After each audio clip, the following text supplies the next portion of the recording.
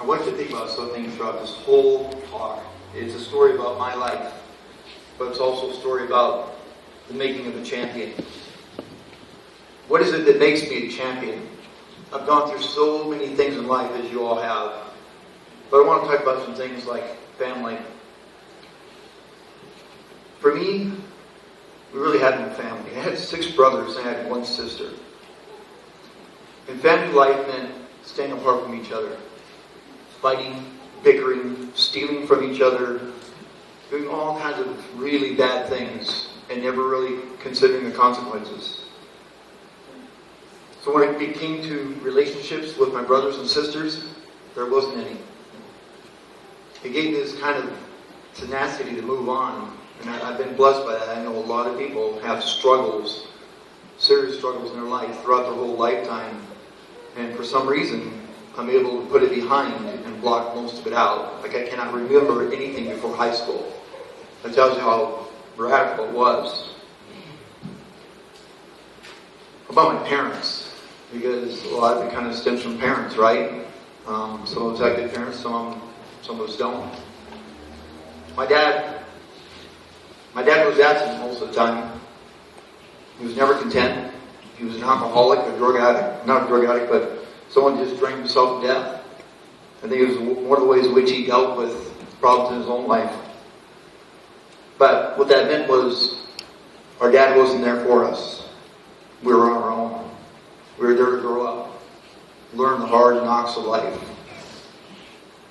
He was a workaholic too. But what did he work for? He worked because he needed to drink. My mom, on the other hand, she was also a workaholic. What did she work for?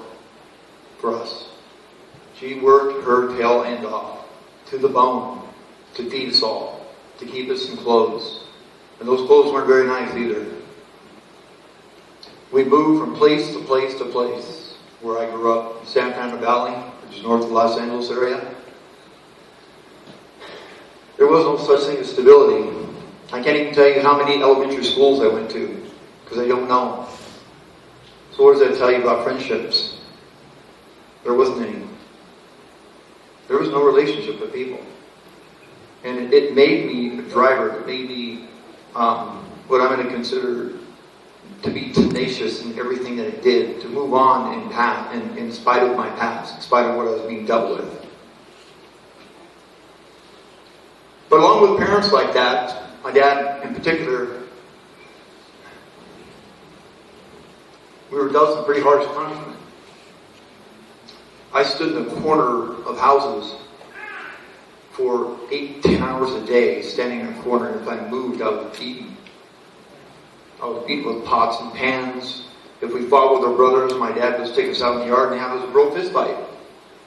And that was pretty easy to do, because it's not like I love my brother. I just want to beat the tar out of him.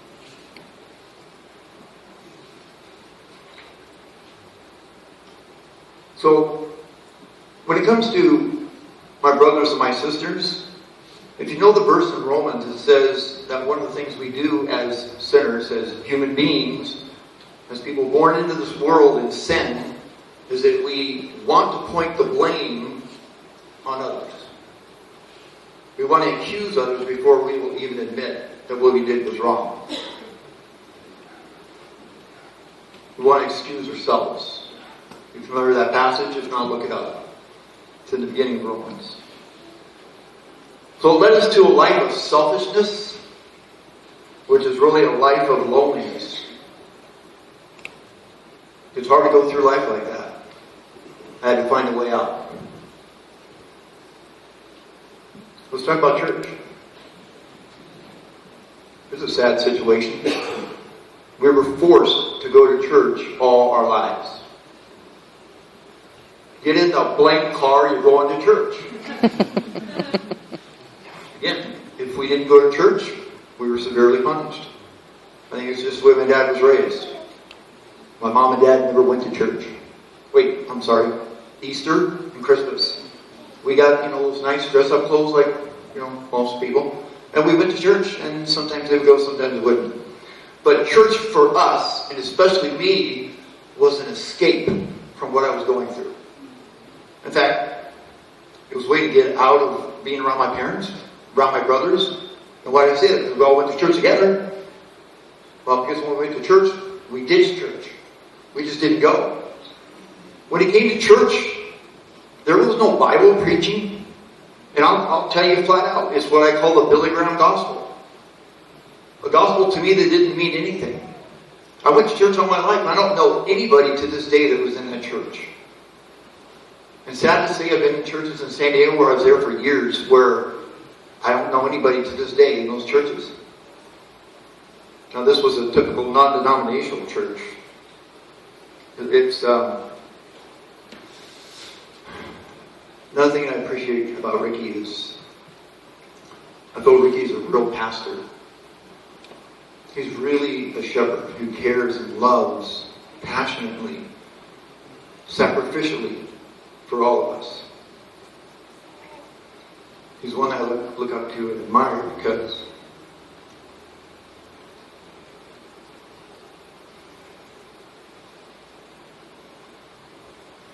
I've been in so many churches where authority was there. The Bible was there. The law was there. The sovereign grace gospel. But when it came to those pastors having a genuine love, relationship, compassion for me and my family, for others in the church, it was sadly lacking. So the Lord bless you, brother.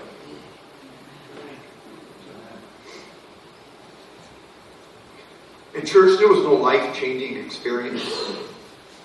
No connections. Again, I was alone by myself. How about health? You know what health was to us? A sandwich loaf of bread like this that cost a dime. We drank Kool-Aid, we lived on Jell-O and pudding and bread. And anyone that knows me knows that I'm not about this stuff today. It's like I've turned 180 degrees, and I thank God for that. Our treats was candy. It's almost like we were being bought or loved by giving us candy. I'm sad to say that, but that's what it seemed like. I think my brothers and sisters would agree. How about education? I love my wife, Carolyn, because she helped me actually come up with this. I think it's really good. I don't know any other way to put it. Education, abuse, avoidance, and aggression. You can see why I probably would have been an ADHD, ADD kid. You know, I was like, thank God I didn't have those drugs back then. Again, no friends, no relationships, no connections at all, and no one to help me do homework. So I'm not very well educated. In junior high school, I ditched, I played hooky, I drank with my friends, I smoked once, that was it. I thought those guys were crazy to be doing that. I hated authority. I'd never liked control. So if you want to be my friend, don't try to control me. I got into television production, electronics, woodworking, industrial arts. And it was paving the way for what I thought would be my future. Because I had a lot of connections with people in Hollywood. High school, what did it mean to me? Time to go to the beach. Let's go. 75 miles away, but I had to ride my bike. And I did. Just to get away from school and get away from friends. I rode myself to the beach. And I became a body surfer. What I found in high school is that people cared about themselves. They didn't care about you. Especially where I grew up. It was strange. So what happened? Where I grew up, it was mostly blacks and Mexicans. Not a lot of white people. And I was assigned a handball partner. My handball partner was white. Unusual. But I noticed this guy was, every break he had, lunch and what have you, he was constantly reading this book. And I couldn't figure it out. It's like, he's So I started to confront him one day. What's going on? Why are you over here reading this book all the time? Come to find out he's reading the Bible. Tom Abel's his name. Tom showed me from the Bible what the Bible had to say instead of what the church was telling me all my life.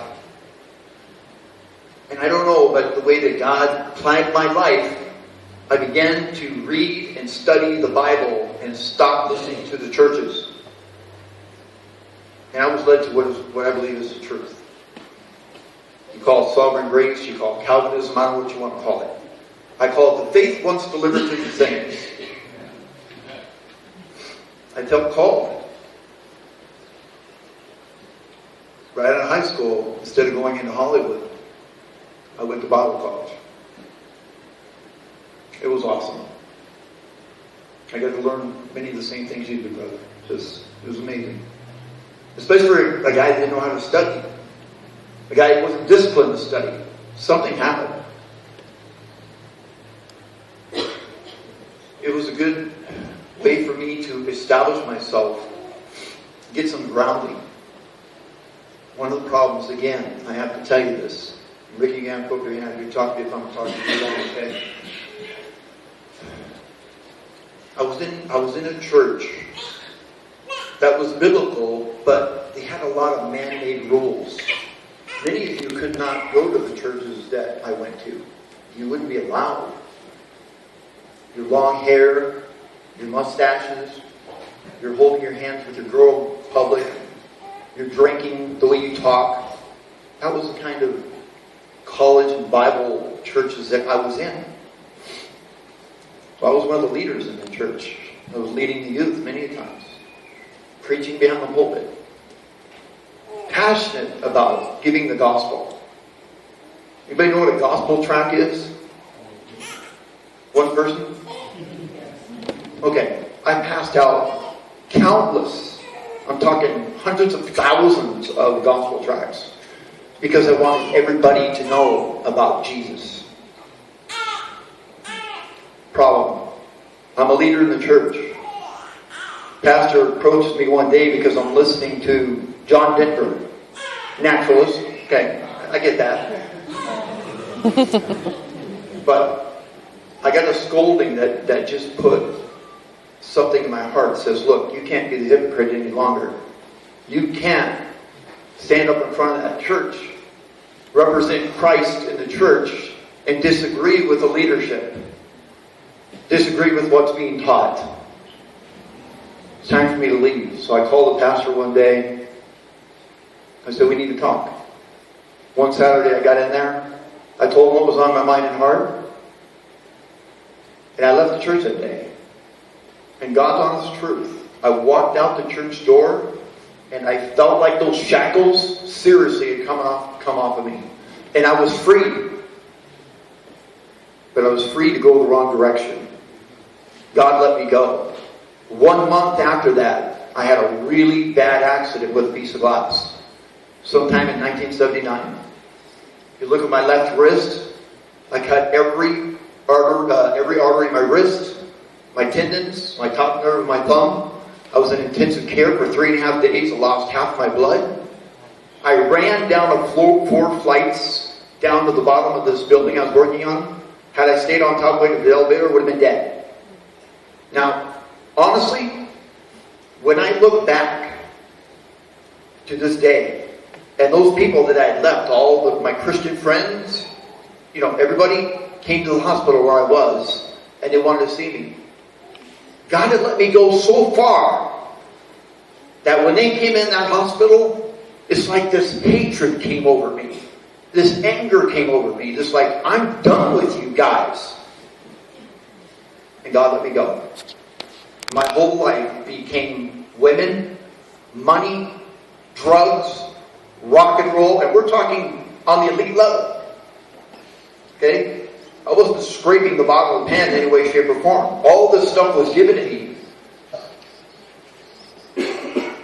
And then my buddy, he was going to get us some girls we're going to party with. I'm not praying, I'm not reading my Bible, I'm not going to church. If anything, I'm like flipping God off like everybody else. But one day, Praise God for that day.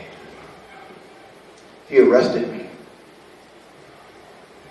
I was about ready to light up a joint in our room.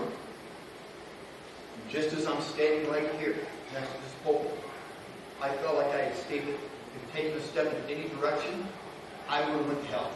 I was completely convinced of that more than I'm hitting this pulpit. God awakened me by telling me who I was. I was a sinner, and I was deserving of his frown, of his justice, and I had nowhere to go. Nowhere. I called upon Christ to save me. And at that day, it was the most beautiful day of my life, other than meeting Carolyn. God gave me His Holy Spirit. And He made all that stuff that I had learned all those years in Bible college, and all my evangelism and everything, He made it real. But God made me a champion in every way you can imagine. All that bad stuff that I went through in life, Carolyn showed me that there was good in all of it. Everything. So that tenacious spirit, that competitive spirit, that I can do it regardless of whether you tell me I can't, I got into the sport of arm wrestling in 1979. Competed in the amateur division for just a few months. Won my first world championships in December of 1980. I won them back to back to back to back. I mean, I was a natural. It was obviously that God gave me, He designed me to be who I am. And now I'm very grateful because I have a platform. I've always got a platform outside of, my what we call network marketing 3-foot rule, right? As a Christian, I live the life that Paul expressed, that I cannot but speak the things which I've seen and heard. I have to. Tell me to shut up. No, I'm going to. Okay? So now I have a platform. Carolyn has a platform. My family has a platform.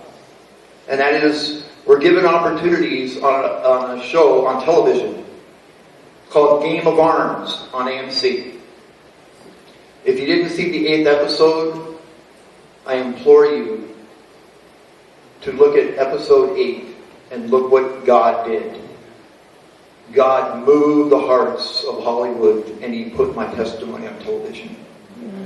Oh my. Please, if you do nothing else, you can come and talk to me about my life and the things I've gone through. I'm here to help any way that I can. But please pray for the ministry, because it's nice to have 26 world titles and be the best that there is in world history.